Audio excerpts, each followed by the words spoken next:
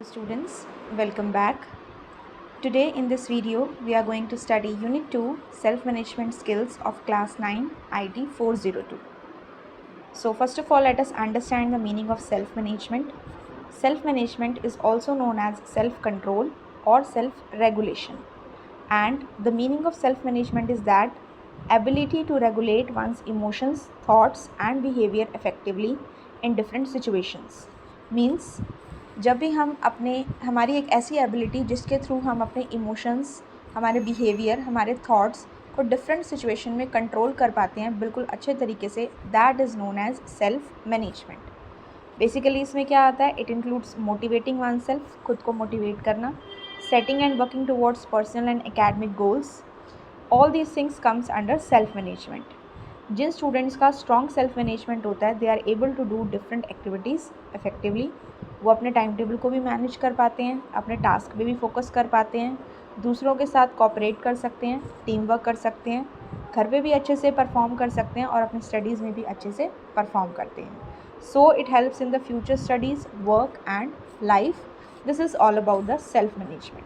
Now let us understand it more explanatory. After writing an exam, कभी आपको ऐसा लगा है कि आपको और पढ़ना चाहिए था, या आपको ऐसा लगा हो कि आपकी जो हॉबीज़, इंटरेस्ट और स्टडीज़ हैं वो अच्छे से मैनेज हो सकती थी अगर आप अपने टाइम को अच्छे से मैनेज करते तो?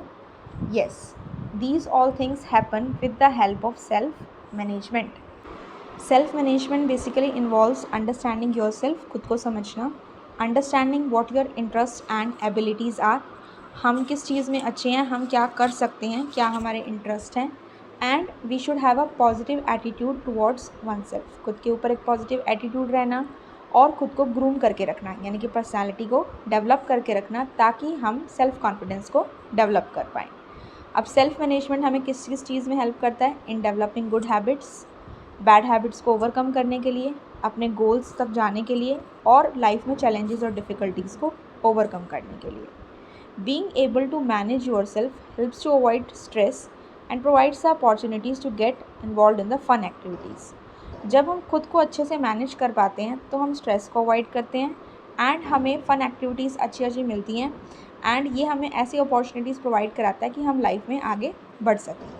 अब सेल्फ मैनेजमेंट स्किल्स में क्या क्या आते हैं? स्किल्स मतलब क्या क्या ऐसे इंपॉर्टेंट फीचर्स हमारे अंदर होने चाहिए जिसकी हेल्प से हम खुद को मैनेज कर सकें, that is self management. Self मतलब खुद को और मैनेजमेंट मतलब मैनेज करना, मीन्स अपने बिहेवियर को, स्किल्स को रेगुलेट करना. इसमें सबसे पहले आता है हमारा सेल्फ अवेयरनेस. तो सेल्फ अवेयरनेस बेसिकली क्या हुआ कि अपने बारे में जानना. क्या जानना? कि आपको क्या चीज़ें अच्छी लगती हैं, क्या नहीं लगती, आपकी क्या स्ट्रेंथ है, क्या वीकनेसेस हैं और क्या वैल्यू है. सबसे पहले you should be self aware about yourself. Then self control, अपने बिहेवियर पे, अपने इमोशंस पे और अपने डिसिप्लिन पे आपका कंट्रोल होना चाहिए. Third is self confidence. आप खुद को मैनेज तभी कर पाएंगे जब आप सेल्फ कॉन्फिडेंट होंगे. बिलीविंग इन योर सेल्फ कि आप कोई भी काम कर सकते हैं, that is given to you, और आप रिस्क लेने से डरते नहीं हैं, that is known as self confidence. Next is problem solving. किसी भी प्रॉब्लम को समझना एंड उसके लिए step by step solution find out करना, that comes under problem solving. Next is self motivation. किसी भी एक्सटर्नल मोटिवेशन को की रिक्वायरमेंट ना होते हुए आप अपना काम कर रहे हैं खुद से, that is known as self motivation. And then comes the personal hygiene, that is keeping oneself clean, healthy and smart. Self management के लिए positive thinking is also important, यानी कि टफ सिचुएशन आने पे भी हम तैयार हैं उसे फेस करने के लिए. Another important skill of a self management is team work, यानी कि लोगों के साथ काम करें किसी भी गोल को अकम्प्लिश करने के लिए. So these are some of the skills of the self management. इसके साथ साथ हमारे पास टाइम मैनेजमेंट भी होता है कि जो भी हमें काम दिया हुआ है वो हम प्रॉपर टाइम पे करें according to the plan. Along with that goal setting, concrete goals बनाएं जिसको हम एक पर्टिकुलर टाइम फ्रेम में कंप्लीट कर पाएँ, that is also the part of self management skills. तो हमने यहाँ पर डिफरेंट सेल्फ मैनेजमेंट स्किल्स पढ़ी. Question can come, which are the different self management skills? These are self awareness, self control, self confidence, problem solving. After that we have self motivation, personal hygiene and grooming, positive thinking, teamwork. Along with that we have time management and goal setting. So these are some of the self management skills. With this we have completed this session. After this we will move on to the next session number 2, that is strength and weaknesses. अभी हमने पढ़ा कि we should know about our strength and weaknesses. तो यहाँ पे है analyse करना, उसको एनालाइज करना मतलब समझना कि क्या हमारी स्ट्रेंथ है और क्या हमारी वीकनेसेस है, यानी कि आपकी कमियाँ क्या हैं और आपके गुड पॉइंट्स क्या हैं। तो ये किसके अंडर आता है आपका, this comes under self awareness.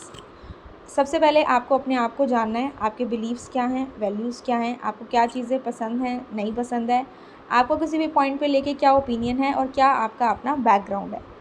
Have you ever wondered why you get good marks in one subject and not so good in the other subject. आपको ये पता है कि आप किसी सब्जेक्ट में अच्छे हैं और किसी में नहीं हैं, तो आप अपनी जहाँ पे भी आप लैक करते हैं आप उसे किसी न किसी मेथड से उसे स्ट्रेंथ में कन्वर्ट करेंगे, और जो चीज़ आपकी स्ट्रेंथ में कन्वर्ट होगी आप उसके ऊपर जब दोबारा से फोकस करेंगे तो वो आप वहाँ पे एक एक्स्ट्रा ऑर्डिनरी परफॉर्मेंस दे पाएंगे।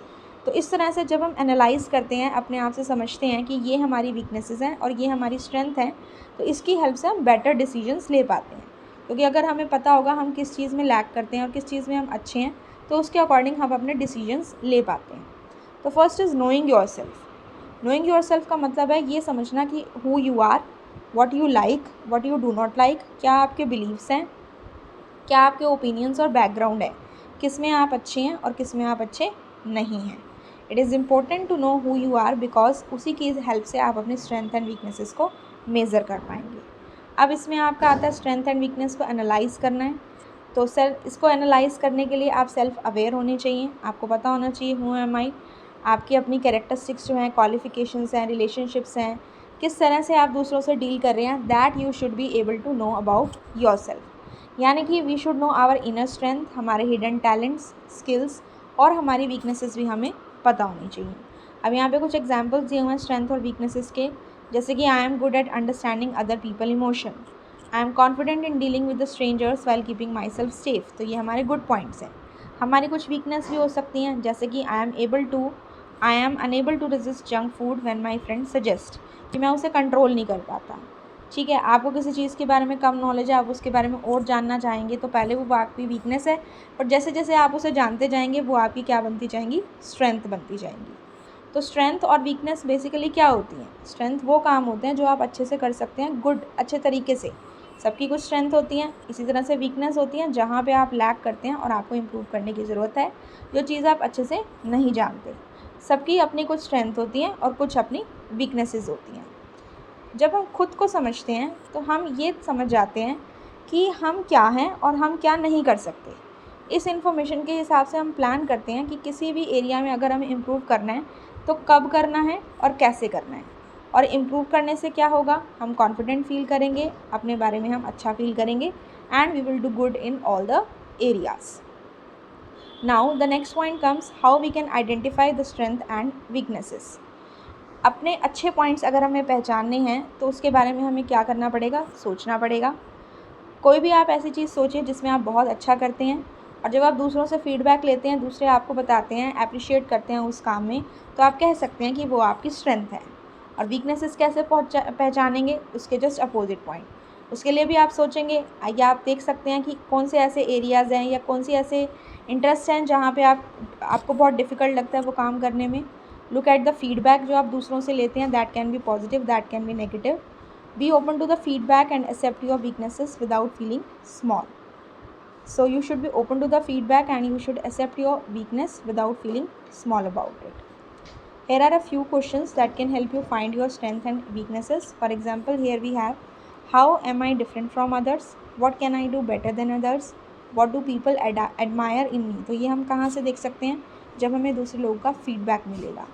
Similarly, आप weaknesses को देखना चाहते हैं, where do I worry and struggle?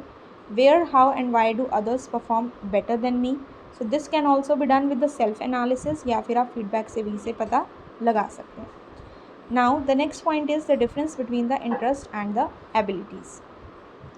So interest basically क्या होते हैं, जो भी चीज़ें you enjoy doing, that are interest।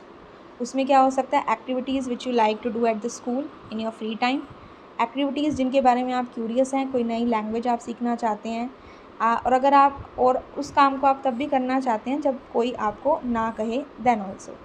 And activities you want to learn now or would like to do in future. तो जो भी आपका मन है करने का, दैट कम अंडर इंटरेस्ट, जिसे आप बिना किसी के कहने पे भी इंजॉय करते हैं।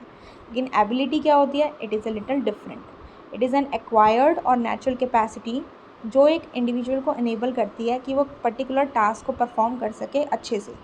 समटाइम्स जो हमारे इंटरेस्ट होते हैं वो एबिलिटी से मैच नहीं करते, उस केस में हमें अपनी एबिलिटी को इम्प्रूव करना होता है and we have to go to some another path. जैसे कि मान लीजिए आपका इंटरेस्ट है क्रिकेट में, आपको अच्छा लगता है, लेकिन अच्छा क्रिकेट आपको अभी खेलना नहीं आता क्योंकि आपको अभी उसके स्किल्स के बारे में या रूल्स के बारे में इतना नहीं पता। तो उसमें आपका इंटरेस्ट तो है लेकिन आपकी अभी एबिलिटी उतनी नहीं है। इसके लिए आपको अपनी एबिलिटी को जो भी रिक्वायरमेंट्स हैं वो लेके उसको बढ़ाना पड़ेगा, दैट इज़ इम्प्रूव करना पड़ेगा। So this was all about the strength and weakness analysis. इसके बाद हम आते हैं नेक्स्ट सेशन पे, that is session number 3। This is my self confidence. अब सेल्फ कॉन्फिडेंस भी सेल्फ मैनेजमेंट का एक पार्ट है। Basically it is a strength of trusting one's own abilities and self. खुद पे विश्वास रखना कि आप किस काम को करने में एबल हैं, कैपेबल हैं, and you should be self confident. अपने ऊपर ट्रस्ट रहना, अपनी स्ट्रेंथ के ऊपर ट्रस्ट रहना। अगर आप एक इंटेलिजेंट पर्सन है, हार्ड वर्किंग पर्सन है, टैलेंटेड पर्सन है, लेकिन आपके अंदर कॉन्फिडेंस की कमी है, आप खुद से कोई इनिशिएटिव नहीं लेते हैं या कोई काम नहीं करते हैं, तो आप अपने टैलेंट को नहीं पहचान पाएंगे and you may not be able to reaching the goal. Self confidence कैसे आता है? अपने एटीट्यूड में थोड़ा बहुत चेंज करके, इन अ गुड मैनर और प्रैक्टिस करके। जैसे यहाँ पे 2 एग्जांपल हैं। नीरज को डिफ़िकल्टी थी इंग्लिश सीखने में, इसलिए वो अपने क्लासमेट से बात करना अवॉइड करता था। उसे ये लगता था कि इंग्लिश क्लासेस लेके वो उन्हें सीख सकता है, उसने ऐसा किया एंड करने के बाद ही was able to speak English fluently. On the other hand, Shalini was a girl and she was preparing for a final board exams. उसे डर था कि she will not get good marks in English because of her poor memory. उसके mind में ये fear था, इससे वो नर्वस हो गई and before the exam and she actually got poor marks in the exam. तो जब तक आप किसी चीज़ को लेके सेल्फ कॉन्फिडेंट नहीं हैं, आप उसमें अच्छे से परफॉर्म नहीं कर पाएंगे।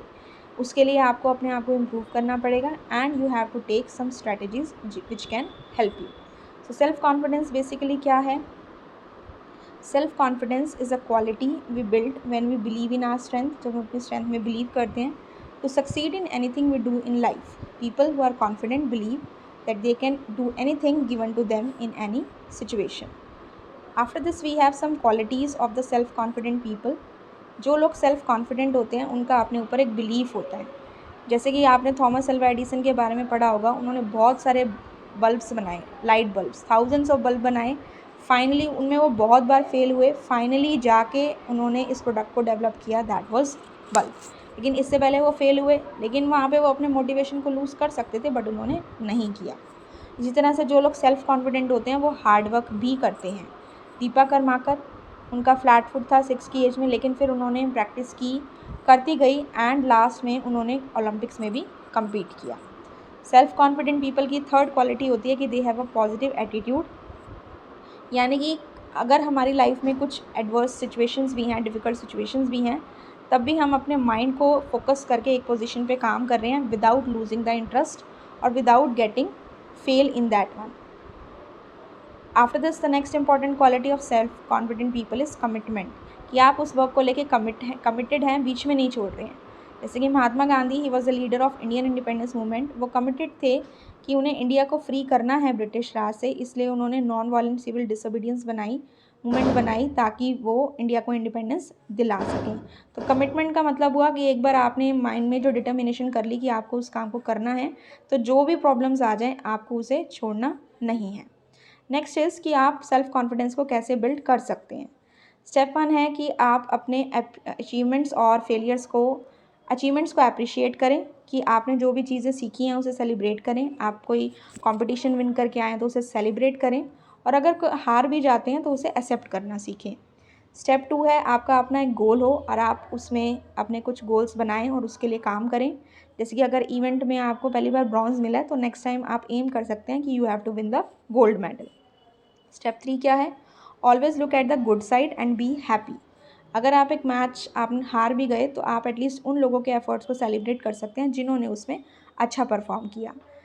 Winning and losing are a part of the game, they can happen to anybody. You can talk to the people who are confident and you can try to gain the confidence in that case. अब ऐसे भी कुछ factors होते हैं जो आपके self confidence को decrease करते हैं जब हम ये सोचते हैं, पहला पॉइंट है जब हम ये सोचते हैं कि जब हम कोई काम नहीं कर सकते, जब हम अपनी पुरानी मिस्टेक्स के बारे में सोचते रहते हैं, उसको सोचते रहते हैं and we feel bad about it. बल्कि करना क्या चाहिए, पुरानी मिस्टेक से सीख के और लर्न करके और आगे बढ़ना चाहिए। When we expect to be successful at the first attempt and we do not try again. And the last point is when we are surrounded by people who have a negative attitude which is reflected in their speech. आपके आसपास अगर ऐसे लोग हैं जिनका negative attitude है, उनके बात से भी ये चीज़ें पता लगती हैं, तो that can also decrease the self confidence. लेकिन हमें क्या करना है, उसे इम्प्रूव करना है। So this was all about the 3 sessions. In the next video we will learn about the session number 4, positive thinking. I hope students the concepts are clear and you have understood. If this video has helped you in any form, you can share it with your friends and you can like, subscribe and share the channel so that it can help others also and maximum students in gaining the knowledge. Meet you in the next video. Thank you.